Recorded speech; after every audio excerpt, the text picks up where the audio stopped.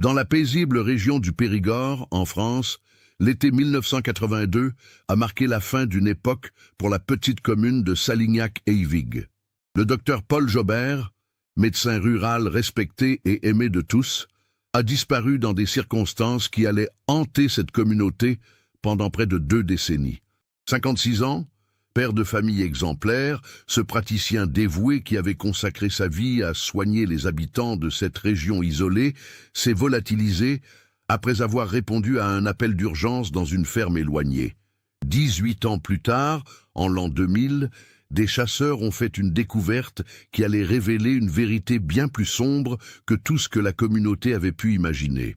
Car ce qu'ils ont trouvé dans une cabane abandonnée au fond des bois n'était pas seulement un stéthoscope rouillé portant les initiales PJ gravées dans le métal, c'était la clé d'un mystère qui révélerait comment un homme dévoué au serment d'Hippocrate avait été pris au piège d'un engrenage criminel qui lui avait coûté la vie. Avant de continuer avec cette histoire troublante, si vous appréciez des affaires mystérieuses réelles comme celle-ci, abonnez-vous à la chaîne et activez les notifications pour ne manquer aucun nouveau cas. Maintenant, découvrons comment tout a commencé. La commune de Salignac-Eyvig, nichée dans le département de la Dordogne, comptait à peine 1200 habitants au début des années 1980. Cette petite localité du Périgord noir, située à une vingtaine de kilomètres de Sarlat-la-Canéda, était alors typique de ces communautés rurales françaises, où tout le monde se connaissait et où la solidarité n'était pas un vain mot. Les maisons en pierre calcaire dorée, caractéristiques de la région, s'étendaient le long de routes sinueuses, bordées de chênes et de noyers. L'économie locale reposait principalement sur l'agriculture, l'élevage et un tourisme rural naissant attiré par les châteaux et grottes préhistoriques des environs. C'est dans ce cadre idyllique que le docteur Paul Jobert avait établi son cabinet médical en 1965, après avoir terminé ses études de médecine à l'université de Bordeaux. Originaire de la région, il avait choisi de revenir s'installer dans sa terre natale plutôt que de poursuivre une carrière urbaine plus lucrative. À 56 ans, en 1982, Paul était un homme de taille moyenne, aux cheveux grisonnants soigneusement peignés sur le côté et aux lunettes à monture dorée qui lui donnaient un air distingué. Ses mains, qu'il gardait toujours impeccablement propres, témoignaient des milliers de consultations et d'examens qu'il avait effectués au cours de sa carrière. Paul était marié à Marie Jobert, née Guillard, une ancienne infirmière de 48 ans, qui avait cessé de travailler pour élever leurs 2 enfants.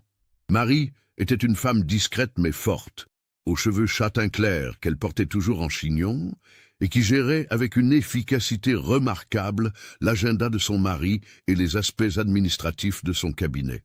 Leur fils aîné, Antoine, âgé de 28 ans, était ingénieur et travaillait à Paris pour une grande entreprise de construction. Leur fille cadette, Claire, 24 ans, enseignait le français dans l'école primaire de la commune voisine de Sainte-Nathalène. Le cabinet du docteur Jobert était situé au rez-de-chaussée de leur maison familiale, une bâtisse en pierre du XVIIIe siècle qu'ils avaient rénovée avec soin. La salle d'attente, aux murs ornés de diplômes et de photographies de la région, était toujours impeccablement tenue par Marie.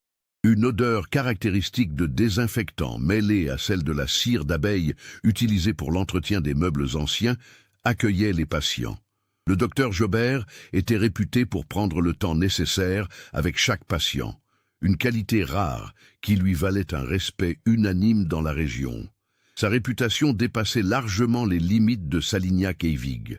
Les habitants des communes environnantes n'hésitaient pas à parcourir plusieurs kilomètres pour consulter le bon docteur Jobert, comme ils l'appelaient affectueusement. Il était particulièrement apprécié pour sa disponibilité légendaire, acceptant de se déplacer à toute heure du jour et de la nuit, même dans les fermes les plus isolées de la région. Son véhicule, une Peugeot 504 familiale bleue, était un spectacle familier sur les routes secondaires du Périgord, chargé de sa trousse médicale et de tout le matériel nécessaire pour faire face aux urgences rurales. Paul Jobert entretenait des relations cordiales avec ses confrères des communes voisines, mais sa charge de travail était considérable. Il assurait seul la couverture médicale d'un territoire étendu, comprenant non seulement Salignac et Eyvig, mais aussi plusieurs hameaux éparpillés dans la campagne environnante.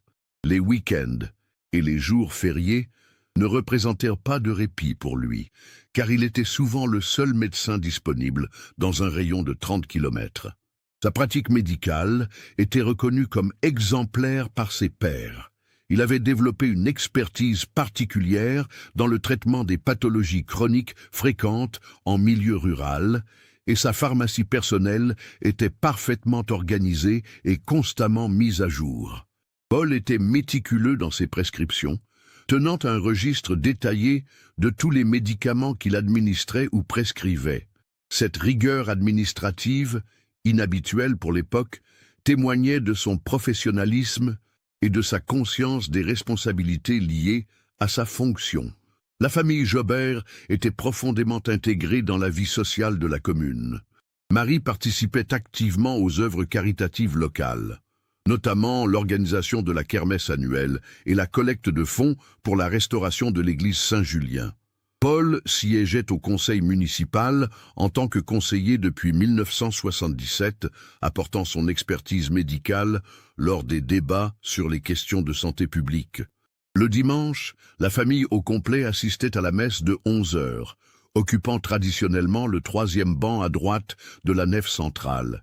Les loisirs de Paul étaient simples, mais révélateurs de sa personnalité. Il était passionné de lecture, particulièrement des ouvrages de médecine et d'histoire locale. Sa bibliothèque, située dans son bureau adjacent au cabinet, contenait une collection impressionnante de revues médicales et d'ouvrages sur le patrimoine du Périgord. Il pratiquait également la pêche à la truite dans la Vézère, trouvant dans cette activité solitaire un moyen de décompresser après ses journées chargées. L'été 1982 avait été particulièrement chaud et sec dans la région. La canicule avait commencé dès le mois de juin, et les cultures souffraient du manque d'eau. Cette situation météorologique inhabituelle avait des répercussions sur la santé des habitants, notamment les personnes âgées et les travailleurs agricoles. Paul avait multiplié les visites à domicile, particulièrement attentif aux risques de déshydratation et de coups de chaleur. Son agenda était plus chargé que jamais, et Marie s'inquiétait de voir son mari rentrer de plus en plus tard de ses tournées. C'est dans ce contexte de surmenage et de chaleur accablante que s'est déroulé le mois de juillet 1982, dernier mois de la vie du docteur Paul Jobert. Un mois qui allait basculer dans l'horreur et le mystère le 23 juillet au soir, quand le téléphone de la maison Jobert a sonné pour la dernière fois. Le samedi 23 juillet 1982, Paul Jobert avait prévu de terminer sa journée plus tôt qu'à l'habitude. Marie avait préparé un dîner spécial pour célébrer leur 29e anniversaire de mariage, et Claire devait venir de Sainte-Nathalène avec son fiancé Jacques pour partager ce moment en famille. La matinée s'était déroulée normalement, avec les consultations habituelles du samedi matin au cabinet. Vers 11h30, Paul avait examiné Madame Fernande Delmas, une octogénaire souffrant d'hypertension, puis avait reçu Monsieur Henri Delacroix, un éleveur de porcs de 52 ans qui se plaignait de douleurs dorsales chroniques. Henri Delacroix était un homme trapu, aux mains calleuses, propriétaire d'une ferme isolée située à environ 12 kilomètres de Salignac-Eyvig, sur la route de Poisson. Il exploitait cette propriété familiale depuis la mort de son père en 1975, élevant une centaine de porcs et cultivant quelques hectares de maïs et de tabac. Célibataire endurci, Henri vivait seul dans cette ferme où l'électricité n'avait été installée qu'en 1978. Il était connu dans la région pour son caractère solitaire et ses opinions tranchées, mais aussi pour sa compétence en tant qu'éleveur. La consultation de Henri s'était terminée vers 12h15. Paul lui avait prescrit des anti-inflammatoires et des séances de kinésithérapie, tout en lui recommandant de faire attention à ses efforts physiques. Marie se souvenait parfaitement de cette conversation, car Henri avait insisté pour payer comptant, sortant de sa poche une liasse de billets froissés, ce qui était inhabituel pour lui, qui réglait généralement ses consultations par chèque. L'après-midi, Paul avait effectué 2 visites à domicile. La première chez Madame Georgette Pradier, une veuve de 79 ans qui souffrait d'arthrose et avait du mal à se déplacer. Sa maison, située dans le centre-bourg, était facilement accessible. La consultation avait duré environ 45 minutes, et Paul était ressorti vers 15h30, selon les témoignages des voisins qui l'avaient vu partir. La seconde visite était prévue chez monsieur Lucien Fauvel, un ancien instituteur de 82 ans qui vivait seul dans une petite maison à la sortie du village. Monsieur Fauvel souffrait de diabète et avait besoin d'une injection quotidienne d'insuline. Paul effectuait cette visite tous les samedis depuis 6 mois, depuis que l'état de santé du vieil homme s'était dégradé. Cette visite s'était déroulée normalement, entre 16h et 16h45 environ. Paul était rentré chez lui vers 17h, trouvant Marie en train de préparer le repas d'anniversaire.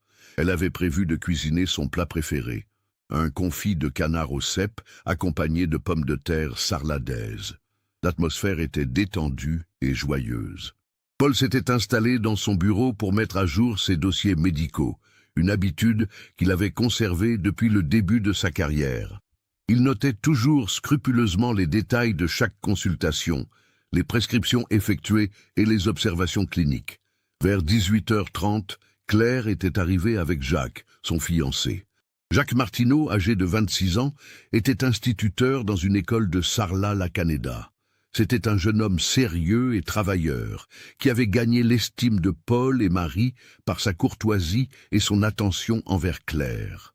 Le couple était fiancé depuis 6 mois et prévoyait de se marier l'année suivante. La famille s'était installée dans le salon pour prendre l'apéritif. Paul avait ouvert une bouteille de Montbazillac, un vin blanc moelleux de la région qu'il appréciait particulièrement. La conversation portait sur les projets de mariage de Claire et Jacques et sur les vacances d'été qu'Antoine devait passer avec eux la semaine suivante. L'ambiance était détendue et chaleureuse, loin de laisser présager le drame qui allait se nouer dans les heures suivantes. C'est à 19h45 précise que le téléphone a sonné. Marie s'en souvenait parfaitement car elle venait de regarder l'horloge du salon, se demandant si elle devait mettre le confit au four. Paul s'était levé pour répondre, décrocher le combiné dans l'entrée. La conversation avait été brève, à peine 2 minutes. Marie avait entendu son mari dire « Oui, je comprends. C'est urgent. Très bien, j'arrive tout de suite. » Paul était revenu dans le salon, l'air contrarié. Il avait expliqué qu'il devait se rendre en urgence dans une ferme isolée pour un accident. Un ouvrier agricole s'était blessé avec une machine et avait besoin de soins immédiats. L'appelant avait précisé que l'homme perdait beaucoup de sang et qu'il était impossible de le transporter à l'hôpital dans son état. Paul avait noté une adresse sur un bout de papier. Ferme d'Elteil, route de Carsac, après le pont sur la Vézère.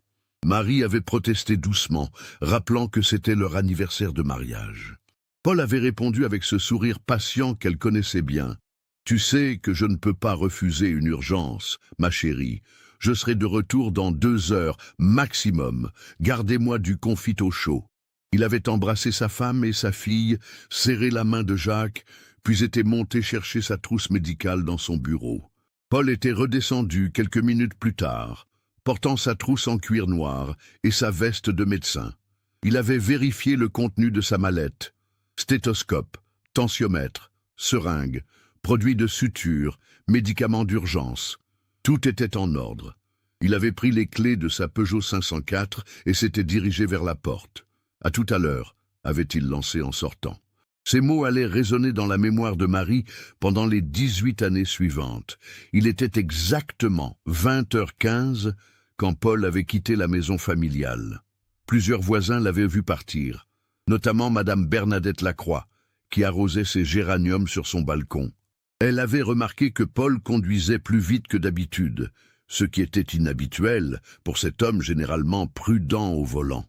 La ferme d'Elteil était située à environ 15 km de Salignac-Eyvig, sur une route secondaire difficile d'accès.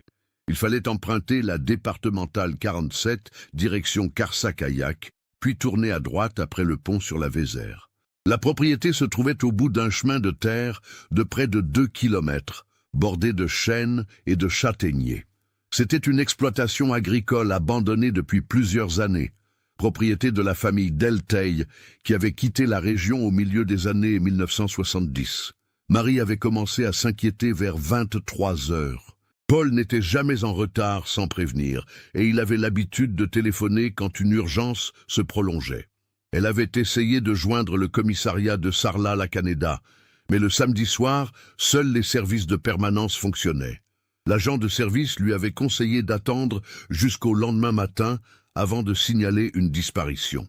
Claire et Jacques avaient proposé de partir à la recherche de Paul, mais Marie avait préféré attendre. Elle connaissait son mari. Il était peut-être confronté à une situation médicale complexe qui nécessitait plusieurs heures d'intervention. Dans les fermes isolées, il arrivait que les communications téléphoniques soient difficiles, surtout par temps orageux. Mais les heures passaient et Paul ne revenait pas. À 2 heures du matin, Marie avait finalement cédé à l'angoisse. Elle avait téléphoné à Antoine à Paris, le réveillant en pleine nuit. Son fils aîné avait immédiatement proposé de prendre sa voiture pour venir en Dordogne, mais Marie lui avait demandé d'attendre les premières lueurs du jour. Au petit matin du dimanche 24 juillet, Marie, Claire et Jacques s'étaient rendus à la ferme d'Elteil.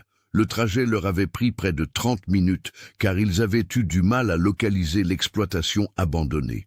Quand ils étaient arrivés sur place, ils avaient découvert une propriété complètement déserte.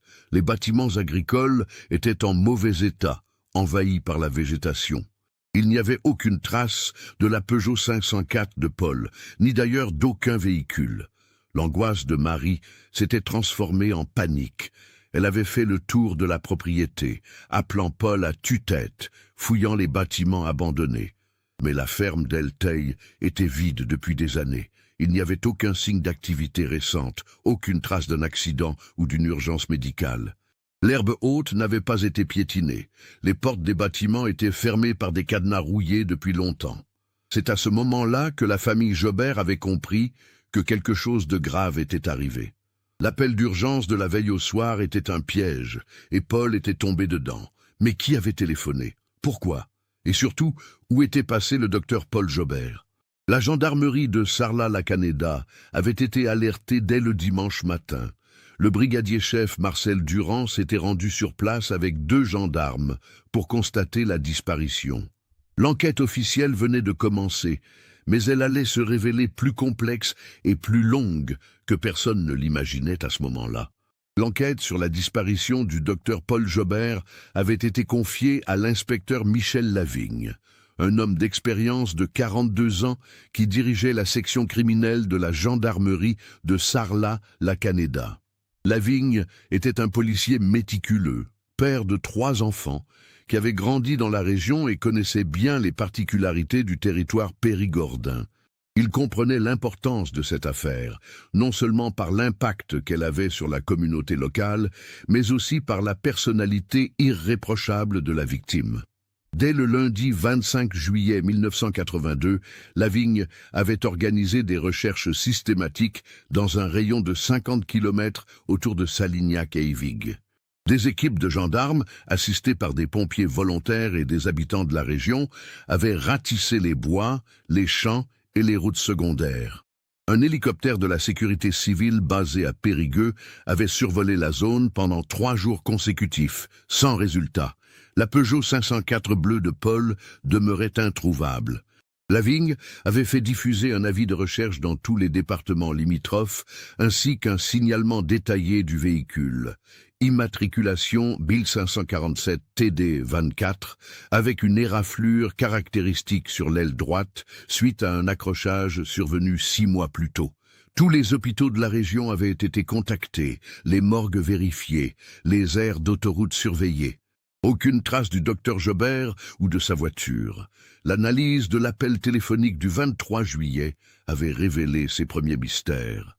La famille Delteil, contactée à Lyon où elle résidait désormais, avait formellement démenti avoir passé cet appel. Augustin Delteil, le fils de l'ancien propriétaire, avait expliqué que la ferme était abandonnée depuis 1974 et qu'il n'y avait plus de ligne téléphonique sur la propriété depuis cette date. L'appel avait donc été passé depuis un autre endroit, par une personne qui connaissait l'existence de cette ferme isolée. Les premières hypothèses de l'enquête s'étaient concentrées sur un enlèvement crapuleux. Paul Jobert transportait toujours sa trousse médicale contenant des stupéfiants et des médicaments de valeur. Il était également connu pour porter sur lui des espèces, les consultations à domicile étant souvent réglées en liquide. Mais cette théorie avait rapidement montré ses limites.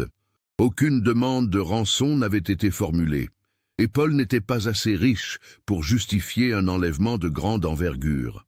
Une seconde hypothèse avait émergé, la fuite volontaire. Certains enquêteurs avaient suggéré que Paul aurait pu organiser sa propre disparition pour échapper à des problèmes personnels ou professionnels. Cette théorie avait été systématiquement vérifiée par Lavigne. L'enquête financière avait révélé que les comptes bancaires de Paul étaient parfaitement sains, sans aucun découvert ni investissement risqué. Ses relations familiales étaient harmonieuses, sa pratique médicale prospère et respectée. Aucun élément ne permettait d'étayer l'hypothèse d'un départ volontaire. L'inspecteur Lavigne avait également exploré la piste d'un accident. Il était possible que Paul ait eu un malaise au volant, que sa voiture ait quitté la route dans un secteur isolé. Mais les recherches dans les ravins, les étangs et les zones boisées n'avaient donné aucun résultat. La météo avait été clémente ce soir-là, sans pluie ni brouillard qui aurait pu expliquer une sortie de route. Au fil des semaines, l'enquête avait piétiné. Lavigne avait interrogé tous les habitants de la région, reconstitué minutieusement les derniers jours de Paul, vérifié ses rendez-vous médicaux et ses prescriptions récentes. Il avait particulièrement insisté sur Henri Delacroix, le dernier patient à avoir consulté Paul le samedi matin. Henri avait été interrogé à plusieurs reprises, mais son alibi était solide. Il était resté dans sa ferme toute la soirée du 23 juillet, et plusieurs voisins l'avaient vu travailler dans ses champs le dimanche matin. Marie Jobert vivait un calvaire psychologique. Elle, qui avait toujours été la femme forte de la famille, se retrouvait désorientée, oscillant entre l'espoir et le désespoir.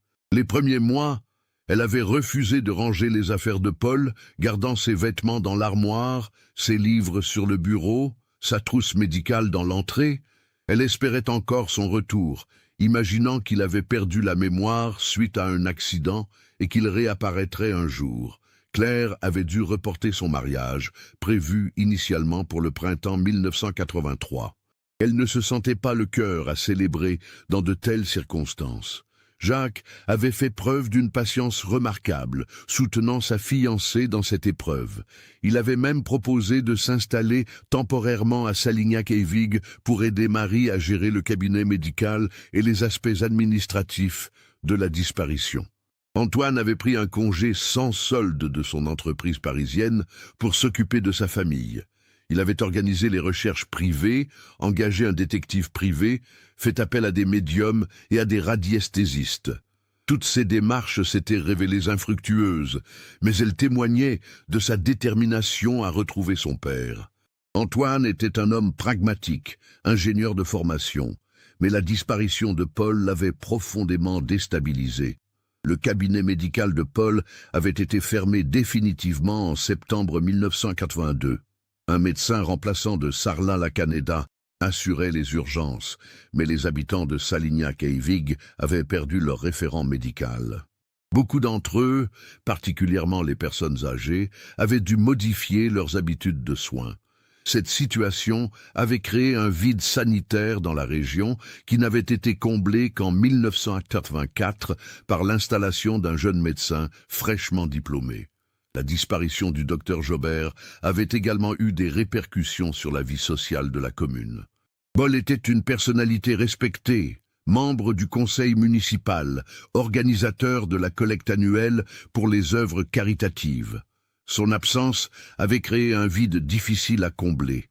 Les habitants avaient longtemps évité de parler de sa disparition, par respect pour sa famille, mais aussi par une forme de superstition qui voulait que mentionner son nom puisse porter malheur.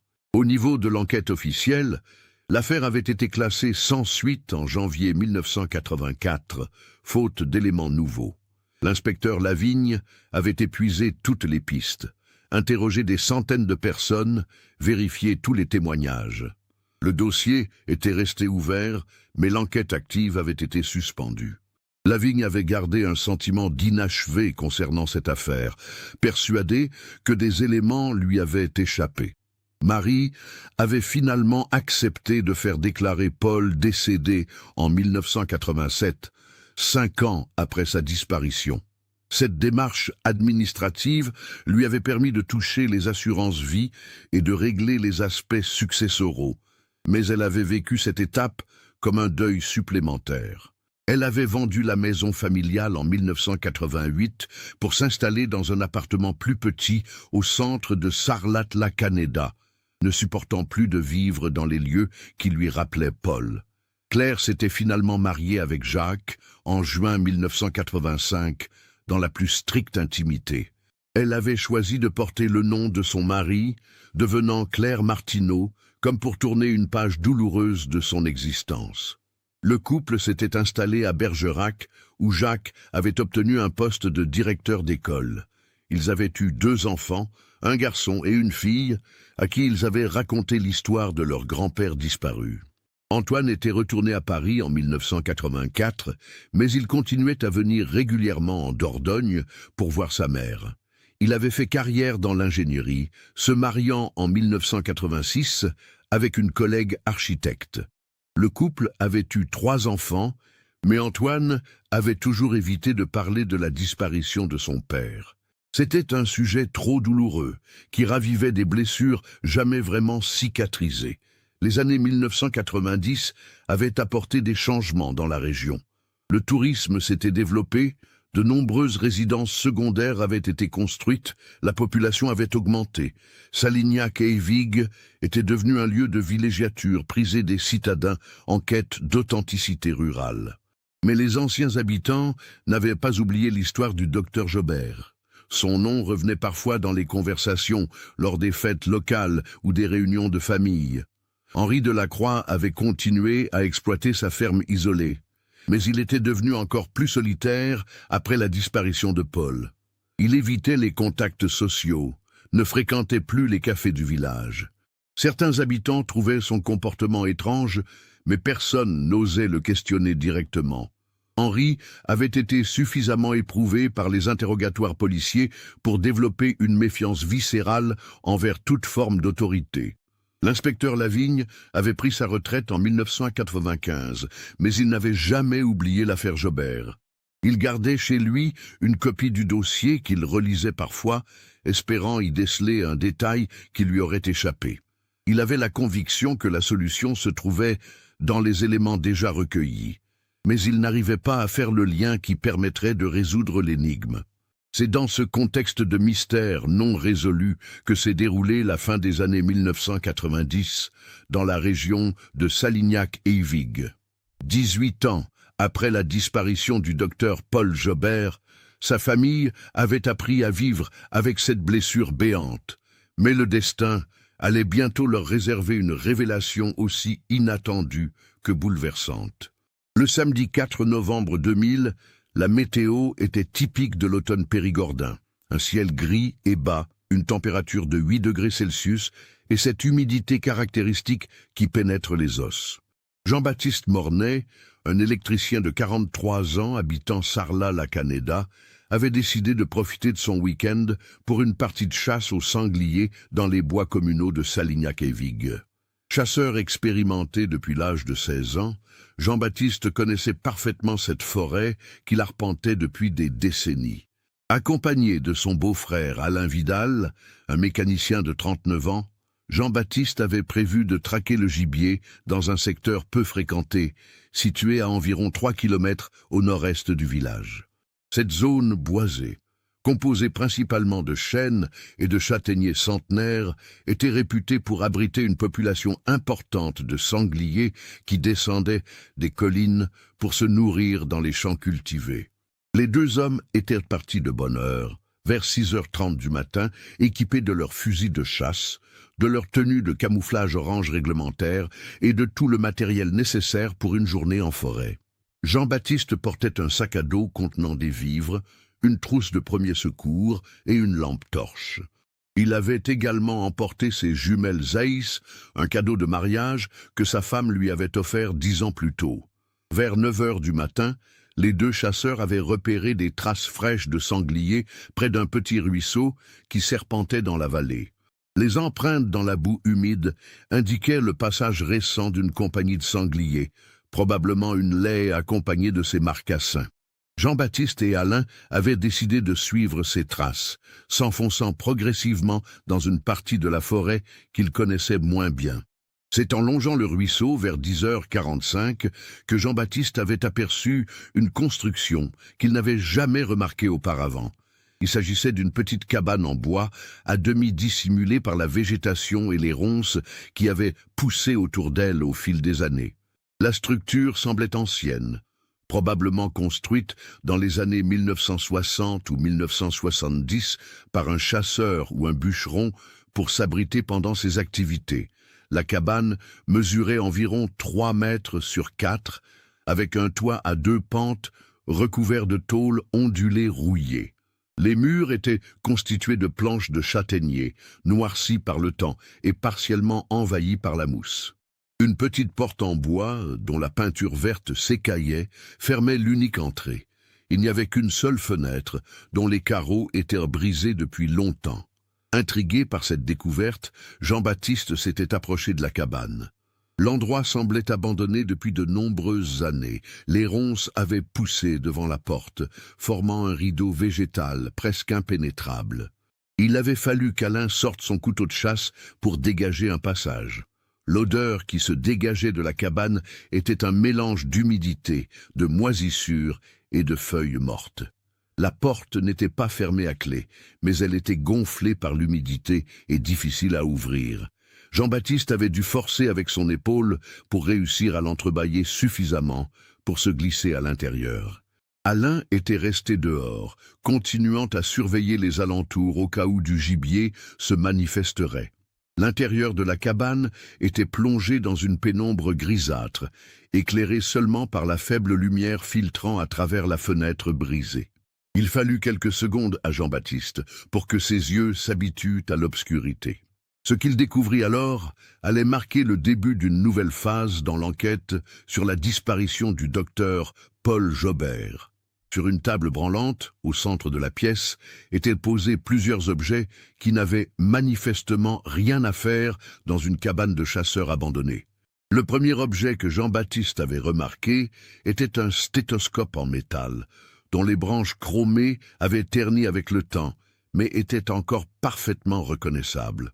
L'instrument médical était posé sur une pile de papier jauni par l'humidité. Jean-Baptiste s'était approché prudemment, évitant de toucher quoi que ce soit. Il avait sorti sa lampe torche pour mieux examiner les objets. Le stéthoscope portait des initiales gravées dans le métal de la poitrine. PJ.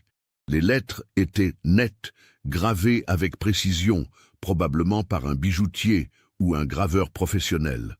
Sous le stéthoscope, Jean-Baptiste avait découvert une quinzaine de formulaires d'ordonnance médicale vierge portant l'entête « Dr Paul Jobert, médecin généraliste, Salignac-Eyvigues ». Les papiers étaient humides et tachés, mais encore lisibles. Certains formulaires portaient des dates tamponnées, juillet 1982. Mais la découverte la plus troublante était un carnet de moleskine noire, légèrement abîmé par l'humidité, qui contenait des pages manuscrites.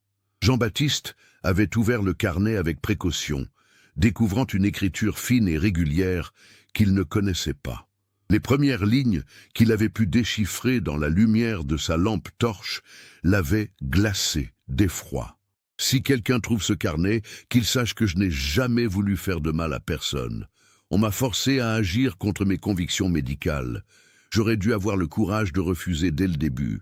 Mais il connaissait ma famille. Il savait où habitaient Marie et mes enfants. » Jean-Baptiste avait immédiatement compris qu'il venait de faire une découverte majeure. Il connaissait l'histoire de la disparition du docteur Jobert, comme tous les habitants de la région.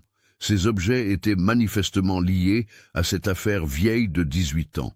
Il avait refermé le carnet, remis les objets en place et était ressorti de la cabane. « Alain, il faut qu'on appelle les gendarmes », avait-il dit à son beau-frère. « Je crois qu'on vient de trouver quelque chose d'important concernant l'affaire du docteur Jobert. » Alain, qui était plus jeune et n'avait qu'un souvenir vague de cette histoire, avait d'abord pensé que Jean-Baptiste plaisantait. Mais le visage grave de son beau-frère l'avait rapidement convaincu du sérieux de la situation. Les deux hommes avaient décidé d'interrompre leur chasse et de redescendre immédiatement vers le village pour prévenir la gendarmerie. Ils avaient pris soin de marquer l'emplacement de la cabane, relevant sa position par rapport aux repères naturels du secteur. Jean-Baptiste avait noté sur son carnet de chasse « Cabane située à 800 mètres au nord-est du Gros Chêne Fourchu, suivre le ruisseau sur 200 mètres après la clairière des Trois Souches ». Le trajet de retour leur avait pris près d'une heure. Ils avaient dû retrouver leur chemin dans cette partie de la forêt qu'ils connaissaient mal tout en portant leur équipement de chasse. Jean-Baptiste était silencieux, préoccupé par sa découverte. Il se demandait depuis combien de temps ces objets se trouvaient dans la cabane, et surtout ce que contenait réellement le carnet manuscrit qu'il n'avait fait qu'entrevoir. Arrivés au village vers 13 heures, les deux chasseurs s'étaient rendus directement à la gendarmerie de Sarlat-la-Canéda. Le week-end, seule une permanence était assurée, mais le gendarme de service, l'adjudant Philippe Mercier, avait immédiatement saisi l'importance de leur témoignage. Mercier était en poste dans la région depuis 1985 et connaissait bien l'affaire Jobert, dont on parlait encore régulièrement dans les brigades locales. L'adjudant Mercier avait contacté sa hiérarchie et organisé une expédition sur les lieux dès l'après-midi même. Il était accompagné du capitaine Sophie Marchand, une enquêtrice de 38 ans qui dirigeait désormais la section criminelle de Sarlat-la-Canéda depuis le départ à la retraite de l'inspecteur Lavigne. Sophie Marchand était une femme méthodique et expérimentée, diplômée de l'École nationale supérieure de police de Saint-Cyr au Mont-d'Or, qui avait déjà résolu plusieurs affaires complexes dans la région. L'équipe de gendarmerie, guidée par Jean-Baptiste et Alain, avait retrouvé la cabane vers 16 heures. Le capitaine Marchand avait immédiatement fait sécuriser la zone, demandant aux chasseurs de rester à distance pendant que les techniciens de l'identité judiciaire procédaient aux constatations. Elle savait qu'après 18 ans, la moindre contamination de la scène pourrait compromettre l'enquête. La cabane avait été photographiée sous tous les angles, les objets répertoriés et placés sous scellés. Le stéthoscope, les ordonnances vierges et surtout le carnet manuscrit avaient été emportés pour analyse. Le capitaine Marchand avait également fait prélever des échantillons de terre, de bois et de tout matériau susceptible de contenir des traces ADN ou des indices matériels. La nouvelle de cette découverte avait rapidement fait le tour de la région. Marie Jobert, alors âgée de 66 ans, avait été prévenue le dimanche matin par le capitaine Marchand en personne. La vieille dame, qui vivait désormais dans sa retraite à Sarlat-la-Canéda, avait d'abord eu du mal à réaliser l'importance de cette trouvaille. Après 18 ans de silence, l'affaire de son mari défunt allait peut-être enfin connaître un dénouement. Claire et Antoine avaient été contactés dans la journée. Claire, devenue mère de famille à Bergerac, avait ressenti un mélange d'espoir et d'appréhension. Antoine, qui dirigeait désormais une entreprise d'ingénierie à Paris, avait immédiatement pris un congé pour venir soutenir sa mère et suivre les développements de l'enquête. Le lundi 6 novembre 2000, l'expertise du carnet manuscrit avait commencé. L'écriture avait été comparée aux échantillons conservés dans le dossier de Paul Jobert. Prescription médicale, correspondance personnelle, notes de travail. La conclusion était formelle. Il s'agissait bien de l'écriture du docteur Jobert. Le carnet contenait une confession de plusieurs pages qui allait révéler la véritable raison de sa disparition. L'analyse graphologique du carnet avait confirmé ce que le capitaine Sophie Marchand soupçonnait. Ces pages manuscrites représentaient les derniers écrits du docteur Paul Jobert. L'expert judiciaire, maître François Deleuze, un graphologue réputé de Bordeaux, avait rendu son rapport le mercredi 8 novembre 2000. Son analyse était formelle.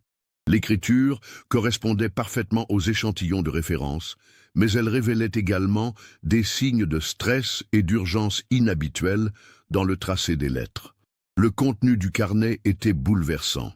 Paul Jobert y détaillait un chantage dont il était victime depuis le printemps 1982. Tout avait commencé lors d'une consultation de routine avec Henri Delacroix en mars de cette année-là. L'éleveur de porcs s'était plaint de douleurs dorsales persistantes, mais Paul avait rapidement diagnostiqué que ses véritables problèmes étaient liés à sa consommation excessive d'alcool et probablement à l'usage de substances illicites. Henri avait d'abord nié, mais face à l'insistance bienveillante du médecin, il avait fini par avouer qu'il utilisait des amphétamines pour tenir le rythme de son travail à la ferme. Ces stimulants l'aidaient à gérer l'exploitation seul, travaillant parfois 16 heures par jour. Paul avait proposé son aide pour une cure de désintoxication discrète, mais Henri avait refusé catégoriquement, menaçant de quitter la région si cette information était révélée. Paul avait respecté le secret médical comme il l'avait toujours fait. Mais quelques semaines plus tard, Henri était revenu le voir avec une demande qui avait mis Paul profondément mal à l'aise. L'éleveur lui avait expliqué qu'il connaissait des personnes qui avaient besoin de médicaments spéciaux et qu'elles étaient prêtes à bien payer pour obtenir des prescriptions discrètes. Henri présentait cela comme un service rendu à des travailleurs ruraux qui n'avaient pas les moyens de consulter des spécialistes. Paul avait fermement refusé, expliquant que prescrire des médicaments sans examen médical préalable était non seulement illégal, mais dangereux pour les patients. Henri était parti ce jour-là sans insister, mais il était revenu une semaine plus tard avec 2 hommes que Paul ne connaissait pas. Ces individus, âgés d'une trentaine d'années, avaient des allures de petits délinquants urbains qui juraient avec l'atmosphère rurale de Salignac-et-Vigues. La confrontation, selon le récit de Paul dans son carnet, avait eu lieu un soir de mai 1982, après la fermeture du cabinet. Marie était partie faire des courses à Sarlat-la-Canéda, et Paul se trouvait seul dans son bureau quand Henri était arrivé accompagné des 2 inconnus. L'éleveur avait présenté ses compagnons comme Éric et Julien, sans mentionner leur nom de famille. Éric, apparemment le chef du groupe, avait expliqué à Paul qu'il dirigeait un laboratoire pharmaceutique artisanal qui produisait des stimulants pour les routiers et les travailleurs de nuit.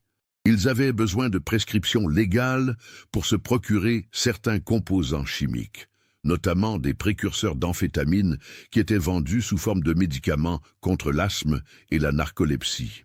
Paul avait refusé catégoriquement de participer à cette activité illégale. C'est alors qu'Éric avait sorti de sa poche des photographies compromettantes. Paul découvrait avec horreur des images de sa fille Claire rentrant chez elle le soir après ses cours, de son fils Antoine sortant de son immeuble parisien, de Marie faisant ses courses au marché de Sarlat-la-Canéda. Les 3 hommes l'avaient observé et photographié sa famille pendant des semaines. Le message était clair, si Paul ne coopérait pas, sa famille pourrait avoir des accidents. Éric avait précisé qu'il ne demandait pas grand-chose, juste quelques prescriptions par mois pour des médicaments spécifiques. En échange, il garantissait la sécurité de sa famille et lui offrait même une rémunération substantielle pour ses services. Paul s'était trouvé dans une situation impossible. D'un côté, son serment médical et sa conscience lui interdisaient de participer à un trafic de drogue. De l'autre, la menace pesant sur sa famille était réelle et précise. Les 3 hommes connaissaient les habitudes de Marie, les horaires de Claire, l'adresse d'Antoine à Paris. Ils avaient manifestement organisé une surveillance systématique avant de passer à l'action. Selon son témoignage écrit, Paul avait tenté de négocier. Il avait proposé de l'argent en échange de la paix, offrant de leur verser une somme mensuelle s'il laissait sa famille tranquille. Mais Éric avait refusé, expliquant qu'ils avaient besoin des prescriptions médicales légales, pas de l'argent. Un médecin rural respecté comme Paul était l'intermédiaire idéal pour leur organisation. Contraint et forcé, Paul avait accepté de rédiger sa première ordonnance frauduleuse en juin 1982. Il s'agissait d'une prescription d'éphédrine, un composant utilisé dans les médicaments contre l'asthme, mais aussi comme précurseur d'amphétamine. Paul avait inventé un patient fictif, créé un dossier médical bidon, et remis l'ordonnance à Henri qui servait d'intermédiaire. Le système était bien rodé. Tous les 15 jours environ, Henri venait consulter Paul pour ses problèmes de dos. Pendant la consultation, il lui remettait discrètement une liste des médicaments nécessaires, avec les dosages précis. Paul devait alors rédiger les ordonnances correspondantes sous des noms d'emprunt, en créant de faux dossiers médicaux pour justifier les prescriptions. Paul avait rapidement compris qu'il était impliqué dans une opération de grande envergure. Les quantités demandées étaient importantes, et la variété des produits réclamés indiquait une production industrielle de drogue de synthèse. Il s'agissait manifestement d'un réseau organisé, pas d'un petit trafic local. Le pire pour Paul était l'isolement dans lequel il se trouvait. Il ne pouvait parler de cette situation à personne, pas même à Marie. Il vivait dans la terreur permanente qu'on découvre son activité illégale, tout en étant terrorisé par les menaces pesant sur sa famille. Son carnet révélait des passages poignants où il décrivait ses insomnies, ses crises d'angoisse, sa culpabilité de trahir sa vocation médicale. En juillet 1982, Paul avait pris une décision qui allait lui coûter la vie. Il ne supportait plus cette situation et avait décidé de tout avouer à la gendarmerie, quitte à assumer les conséquences judiciaires de ses actes. Il avait commencé à rassembler des preuves, copies des fausses ordonnances, noms des médicaments demandés, descriptions physiques de ses maîtres chanteurs. Henri Delacroix avait rapidement compris que Paul était en train de préparer sa défection. L'éleveur, qui servait d'intermédiaire et touchait probablement une commission substantielle, avait alerté Éric et Julien. Paul, dans son carnet, mentionnait avoir remarqué qu'Henri l'observait avec suspicion lors de ses dernières consultations, posant des questions sur ses projets d'été et ses déplacements. Le samedi 23 juillet 1982, Paul avait pris sa décision finale. Il avait prévu de se rendre le lundi matin à la gendarmerie de Sarlat-la-Canéda pour tout avouer. Il avait même rédigé une déclaration préliminaire qu'il gardait dans son coffre-fort personnel, mais les maîtres chanteurs avaient agi plus rapidement que prévu. L'appel téléphonique reçu ce soir-là n'était pas un hasard. Dans son carnet, Paul révélait avoir reconnu la voix d'Éric, déguisée mais reconnaissable. Le faux appel d'urgence était un piège destiné à l'attirer dans un lieu isolé. Paul avait compris le danger, mais il était trop tard pour reculer. S'il ne se rendait pas au rendez-vous, sa famille pourrait en payer le prix. Les dernières lignes du carnet étaient particulièrement bouleversantes. Paul y exprimait ses regrets de n'avoir pas eu le courage de résister dès le début, ses excuses envers sa famille pour les avoir mis en danger, et surtout son espoir que la vérité soit un jour découverte. Il terminait en demandant pardon à tous ses patients qu'il avait trahis en détournant sa profession à des fins criminelles. Le capitaine Marchand avait fait vérifier tous les éléments mentionnés dans le carnet. Les dates correspondaient parfaitement aux souvenirs de Marie concernant les changements de comportement de son mari au printemps 1982. Elle se rappelait maintenant que Paul était devenu plus nerveux, qu'il dormait mal, qu'il avait parfois des absences en pleine conversation. L'enquête avait également révélé que Henri Delacroix avait brutalement changé de mode de vie à partir de l'automne 1982. Lui qui vivait chichement de son élevage de porcs avait soudain eu les moyens de moderniser sa ferme, d'acheter du matériel agricole neuf, et même de s'offrir une voiture récente.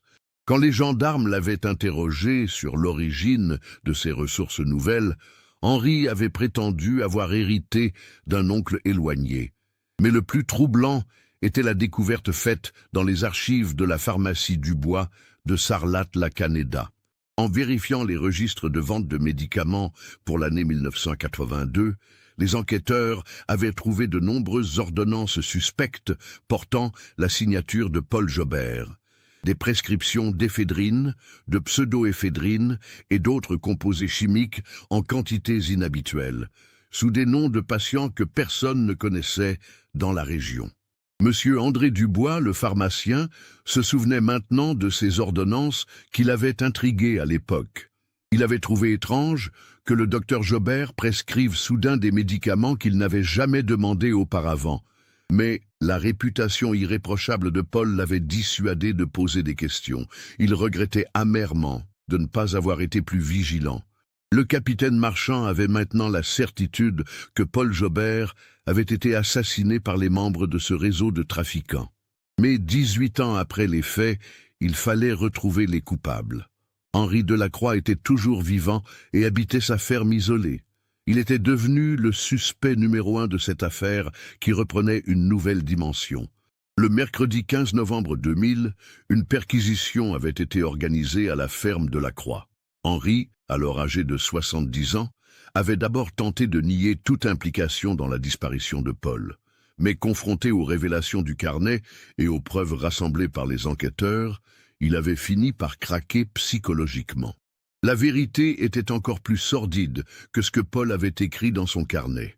Henri allait révéler des détails qui permettraient enfin de comprendre ce qui s'était vraiment passé le soir du 23 juillet 1982, et surtout de localiser les restes du docteur Paul Jobert.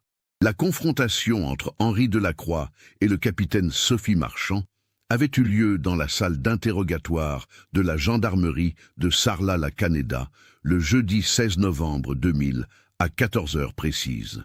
Henri, homme de 70 ans, aux cheveux blancs clairsemés et aux mains déformées par l'arthrose, était assis face à l'enquêtrice, son avocat commis d'office à ses côtés.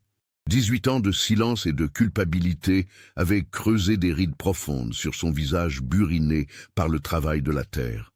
Monsieur Delacroix, avait commencé le capitaine Marchand d'une voix ferme mais sans agressivité, nous avons lu le témoignage du docteur Jobert. Nous savons que vous étiez l'intermédiaire entre lui et les trafiquants. Le moment est venu de nous dire ce qui s'est réellement passé le 23 juillet 1982. Henri avait d'abord gardé le silence, fixant ses mains posées sur la table métallique. Puis, dans un souffle, il avait murmuré « Je ne voulais pas qu'il meure, je ne voulais pas qu'il meure ». Ces mots, prononcés avec une émotion visible, marquaient le début d'une confession qui allait révéler tous les détails de ce crime vieux de 18 ans. Henri avait expliqué qu'il avait rencontré Éric Lamartine et Julien Castagne en février 1982 dans un bar de Périgueux. Les deux hommes, originaires de la banlieue bordelaise, dirigeaient un laboratoire clandestin de production d'amphétamines installé dans une ferme abandonnée près de Montignac. Ils cherchaient un moyen légal de se procurer les précurseurs chimiques nécessaires à leur activité. Éric Lamartine, âgé de 32 ans, était un petit délinquant multirécidiviste qui avait évolué vers le trafic de drogue de synthèse. Julien Castagne, son complice de 28 ans, était un ancien étudiant en chimie exclu de l'université pour trafic de stupéfiants. Ensemble, ils avaient monté une opération lucrative qui approvisionnait les discothèques et les milieux festifs de la région aquitaine. Henri, endetté après plusieurs mauvaises récoltes et des problèmes de santé de son cheptel porcin, avait accepté de leur servir d'intermédiaire contre une rémunération de 5 000 francs par mois. Son rôle était de convaincre un médecin local de prescrire les médicaments nécessaires en utilisant sa position de patient pour établir une relation de confiance. Le choix de Paul Jobert n'était pas un hasard. Henri était son patient depuis 1975 et il savait que le médecin était un homme droit mais aussi profondément attaché à sa famille. Éric et Julien avaient organisé la surveillance de la famille Jobert pendant plusieurs semaines, photographiant Marie, Claire et Antoine dans leurs activités quotidiennes. Cette préparation minutieuse témoignait du professionnalisme des deux criminels. Au début, avait poursuivi Henri d'une voix brisée, le docteur acceptait les prescriptions parce qu'il avait peur pour sa famille. Mais moi, je voyais bien qu'il n'en pouvait plus. Il avait changé, il était devenu nerveux, il maigrissait. Plusieurs fois, il m'a dit qu'il voulait arrêter, qu'il ne pouvait plus continuer comme ça. En juillet 1982, Paul avait effectivement menacé de tout révéler à la police. Il avait dit à Henri qu'il préférait assumer les conséquences de ses actes plutôt que de continuer à trahir son serment médical. Henri avait immédiatement prévenu Éric et Julien, espérant qu'ils accepteraient d'arrêter leur chantage et de quitter la région. Mais les deux trafiquants avaient mal réagi. Leur organisation était florissante, ils gagnaient plusieurs centaines de milliers de francs par mois, et Paul Jobert représentait un maillon essentiel de leur chaîne d'approvisionnement. Ils ne pouvaient pas se permettre de le laisser parler à la police, ce qui aurait entraîné le démantèlement de tout leur réseau. Le plan pour éliminer Paul avait été élaboré par Éric Lamartine. L'idée était d'attirer le médecin dans un piège en utilisant sa conscience professionnelle. Un faux appel d'urgence permettrait de l'amener dans un lieu isolé où il pourrait l'intercepter sans témoin. La ferme d'Elteil, abandonnée depuis plusieurs années, était l'endroit idéal pour ce guet-apens. Henri avait d'abord refusé de participer directement au meurtre. Il était prêt à servir d'intermédiaire pour les prescriptions frauduleuses, mais pas à devenir complice d'un assassinat. Éric et Julien l'avaient alors menacé de le dénoncer aux autorités comme trafiquant de drogue et de s'en prendre physiquement à lui s'il ne coopérait pas. Le soir du 23 juillet 1982, Henri avait donc téléphoné chez les Jobert en se faisant passer pour un ouvrier agricole. Il avait inventé l'histoire d'un accident avec une machine, précisant que la victime perdait beaucoup de sang et ne pouvait pas être transportée. Il connaissait suffisamment Paul pour savoir que celui-ci ne pourrait pas refuser une telle urgence. « J'ai donné l'adresse de la ferme d'Elteil », avait continué Henri, les larmes aux yeux. « Je savais qu'Éric et Julien l'attendaient là-bas. Mais je pensais qu'ils allaient juste lui faire peur, le menacer encore une fois pour qu'il continue à coopérer. Je ne pensais pas qu'ils allaient le tuer. » Le capitaine Marchand avait noté chaque détail de cette confession. Henri révélait maintenant le déroulement exact des événements de cette soirée tragique. Paul était arrivé à la ferme d'Elteil vers 20h45, sa Peugeot 504 bleue remontant lentement le chemin de terre défoncé. Il avait garé sa voiture près des bâtiments agricoles et était sorti avec sa trousse médicale, cherchant des signes de l'accident annoncé. Éric et Julien l'attendaient cachés dans l'ancien hangar à matériel agricole. Ils avaient surgi quand Paul s'était approché du bâtiment principal, l'encerclant rapidement pour l'empêcher de fuir. Paul avait immédiatement compris qu'il était tombé dans un piège, mais il était trop tard pour s'échapper. Ils lui ont dit qu'ils ne voulaient pas lui faire de mal, avait précisé Henri.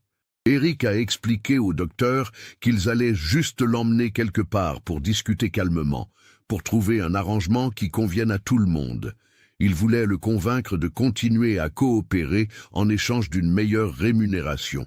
Mais Paul avait refusé catégoriquement de poursuivre cette collaboration criminelle.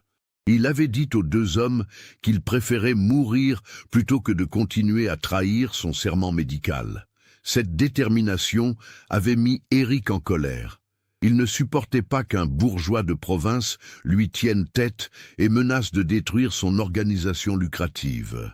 La situation avait dégénéré quand Paul avait tenté de regagner sa voiture pour s'enfuir. Julien l'avait rattrapé et une bagarre s'était engagée. Paul, malgré ses 56 ans, s'était défendu courageusement, mais il ne faisait pas le poids face à deux hommes plus jeunes et plus forts que lui.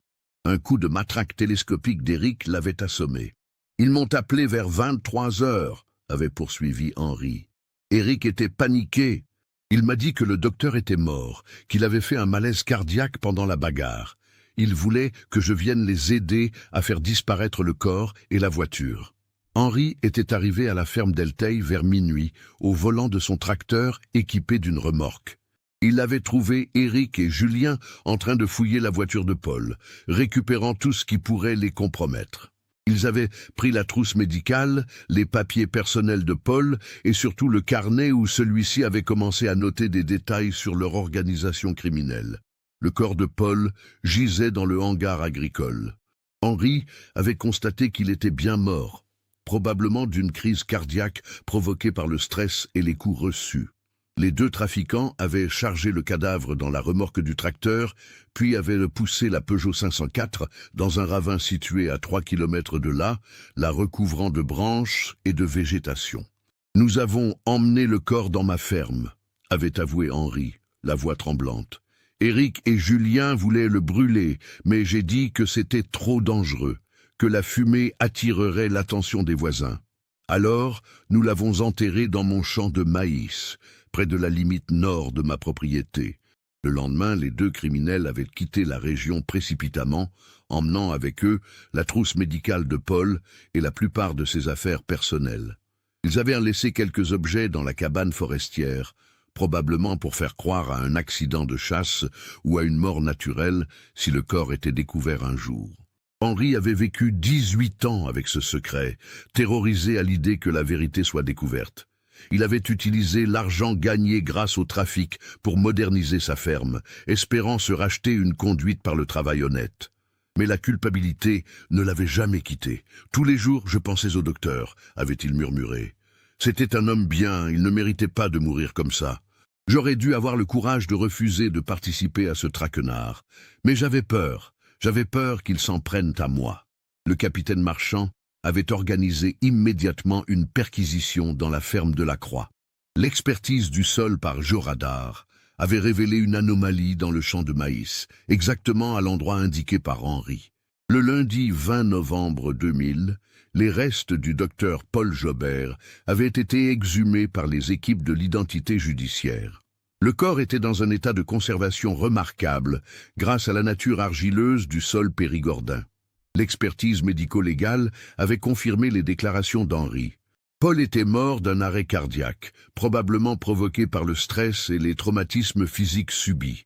Il portait encore sa montre en or, cadeau de mariage de Marie, et son alliance, permettant une identification formelle. Les recherches pour retrouver Éric Lamartine et Julien Castagne avaient commencé immédiatement.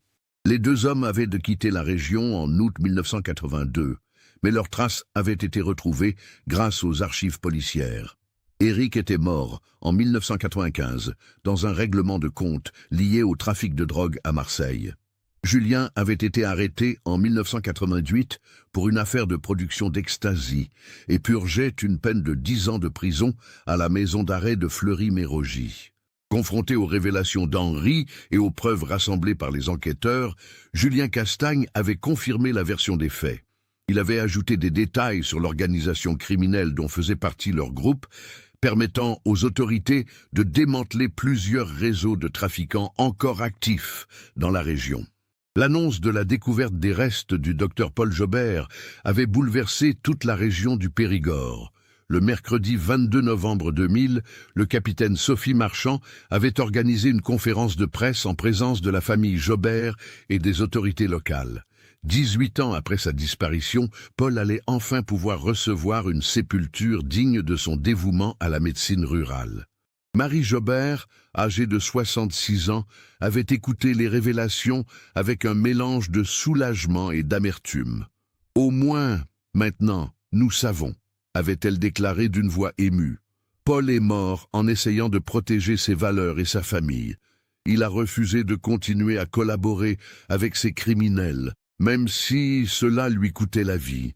C'était bien le Paul que j'ai connu et aimé. Claire et Antoine avaient été profondément marqués par les circonstances de la mort de leur père. Ils découvraient que Paul avait été victime d'un chantage pendant des mois, vivant dans la terreur de voir sa famille menacée. Cette révélation expliquait les changements de comportement qu'ils avaient remarqués chez lui au printemps 1982, sans comprendre leur cause à l'époque. « Notre père a été un héros », avait déclaré Antoine lors de la conférence de presse. Il a préféré risquer sa vie plutôt que de continuer à trahir son serment médical. Il a été victime de criminels sans scrupules qui ont exploité son amour pour sa famille. Nous sommes fiers de lui, même si nous regrettons qu'il n'ait pas pu nous confier ses difficultés. L'enquête avait également révélé l'ampleur du réseau de trafiquants dans lequel Paul avait été pris au piège. Éric Lamartine et Julien Castagne dirigeaient une organisation qui produisait plusieurs dizaines de kilos d'amphétamine par mois, approvisionnant les discothèques et les milieux festifs de tout le sud-ouest de la France. Les prescriptions frauduleuses de Paul représentaient une source d'approvisionnement précieuse pour cette activité criminelle. La pharmacie Dubois de Sarlat-la-Canéda avait dû faire face aux conséquences de cette affaire. Monsieur André Dubois, le pharmacien, s'était retrouvé involontairement complice du trafic en délivrant les médicaments prescrits par Paul. Il avait fallu réviser les procédures de contrôle des ordonnances suspectes pour éviter qu'une telle situation se reproduise. Henri Delacroix avait été jugé en mars 2001 par la cour d'assises de la Dordogne. Âgé de 70 ans, il avait été reconnu coupable de complicité d'assassinat et condamné à 15 ans de réclusion criminelle. Son grand âge et sa coopération avec la justice avaient été pris en compte pour atténuer sa peine. Il était mort en prison en 2003, emportant avec lui les derniers secrets de cette affaire. Julien Castagne avait été jugé par contumace et condamné à la réclusion criminelle à perpétuité pour l'assassinat de Paul Jobert. Il avait fait appel de cette condamnation, mais la Cour d'appel de Bordeaux avait confirmé le verdict en 2002. Il purgeait sa peine à la maison centrale de Clairvaux, où il était considéré comme un détenu modèle qui consacrait son temps à l'alphabétisation de ses co-détenus. Les obsèques du docteur Paul Jobert avaient eu lieu le samedi 25 novembre 2000 dans l'église Saint-Julien de Salignac-Eyvig. Toute la population de la commune et des villages environnants s'était déplacée pour rendre un dernier hommage à celui qui avait consacré sa vie à soigner les habitants de cette région rurale. Le maire de Salignac-Eyvig avait prononcé un éloge funèbre émouvant, rappelant le dévouement exemplaire de Paul pendant ses 17 années d'exercice médical. Paul avait été inhumé dans le cimetière communal, dans le caveau familial où reposaient déjà ses parents. Sa tombe, ornée d'une simple plaque de marbre blanc portant l'inscription « Dr Paul Jobert, 1926-1982, il a consacré sa vie au service des autres », était devenue un lieu de recueillement pour les habitants de la région. La maison où Paul avait exercé sa profession médicale avait été transformée en maison médicale pluridisciplinaire en 2005. Un médecin généraliste, une infirmière et un kinésithérapeute s'y étaient installés pour assurer la continuité des soins dans cette zone rurale. Une plaque commémorative avait été apposée sur la façade, en mémoire du docteur Paul Jobert, qui a honoré sa profession jusqu'au sacrifice suprême. L'affaire avait également eu des répercussions sur la législation pharmaceutique française.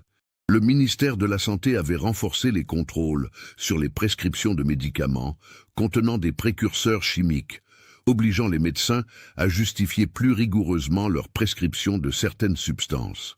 Un système informatique de suivi des ordonnances suspectes avait été mis en place pour détecter rapidement les trafics utilisant des prescriptions frauduleuses. Marie Jobert avait vécu ces dernières années dans la sérénité retrouvée.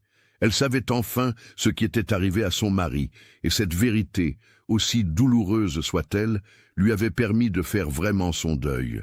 Elle s'était impliquée dans des œuvres caritatives locales, perpétuant l'esprit de générosité qui avait caractérisé Paul. Elle était décédée paisiblement en 2010, à l'âge de 76 ans. Claire avait continué sa carrière d'enseignante, devenant directrice d'école primaire à Bergerac. Elle avait élevé ses 2 enfants dans le souvenir positif de leur grand-père, leur racontant ses qualités humaines et professionnelles plutôt que les circonstances dramatiques de sa mort. Elle organisait chaque année, le 23 juillet, une messe commémorative en mémoire de Paul. Antoine avait développé son entreprise d'ingénierie, spécialisée dans la construction d'équipements médicaux pour les hôpitaux ruraux. Il considérait ce choix professionnel comme un hommage à son père, contribuant à améliorer les conditions de soins dans les zones isolées. Il avait financé la création d'une bourse d'études en médecine rurale portant le nom de Paul Jobert. L'inspecteur Michel Lavigne, qui avait dirigé l'enquête initiale, avait suivi avec émotion les développements de l'affaire depuis sa retraite. Il s'était rendu aux obsèques de Paul, regrettant de n'avoir pas pu résoudre cette énigme pendant sa carrière active. Parfois, avait-il confié au capitaine Marchand, la vérité met du temps à émerger, mais elle finit toujours par triompher. Le capitaine Sophie Marchand avait été promu commandant en 2002, en partie grâce à la résolution brillante de cette affaire complexe. Elle avait continué sa carrière dans la police judiciaire, se spécialisant dans les cold cases, ces affaires anciennes que de nouveaux éléments permettent parfois de résoudre. L'affaire Jobert était devenue sa référence professionnelle, l'exemple parfait de l'importance de ne jamais abandonner une enquête. Jean-Baptiste Mornay et Alain Vidal, les chasseurs qui avaient découvert la cabane forestière, étaient devenus des personnages locaux célèbres. Ils racontaient volontiers leur découverte fortuite qui avait permis de résoudre l'un des mystères les plus troublants de la région. Jean-Baptiste gardait précieusement une coupure de presse relatant leur rôle dans cette affaire. La cabane où avaient été trouvés le stéthoscope et le carnet de Paul avait été conservée en l'état par les autorités forestières. Elle était devenue un lieu de mémoire discret, visité parfois par des habitants de la région qui venaient se recueillir en pensant au docteur Jobert. Un petit panneau explicatif avait été installé à proximité, rappelant les circonstances de cette découverte historique. Cette affaire tragique nous révèle comment un homme intègre peut se retrouver pris au piège de criminels sans scrupules et comment le chantage peut transformer une victime en complice malgré elle. Le docteur Paul Jobert a payé de sa vie son refus de continuer à trahir ses valeurs professionnelles, préférant mourir en héros plutôt que de vivre en collaborateur d'un trafic de drogue. Son courage final, quand il a décidé de révéler la vérité malgré les menaces, témoigne de la force de ses convictions morales. Que pensez-vous de cette histoire? Aviez-vous soupçonné le rôle d'Henri Delacroix dans cette disparition? Comprenez-vous les choix difficiles qu'a dû faire Paul Jobert face au chantage dont il était victime? Partagez vos réflexions dans les commentaires. Si vous avez apprécié cette enquête approfondie qui a révélé la vérité après 18 ans de mystère, n'oubliez pas de vous abonner à la chaîne et d'activer les notifications. Laissez votre like si cette histoire vous a marqué et partagez-la avec quelqu'un qui s'intéresse aux affaires criminelles réelles. La vérité finit toujours par triompher, même quand elle met des décennies à émerger.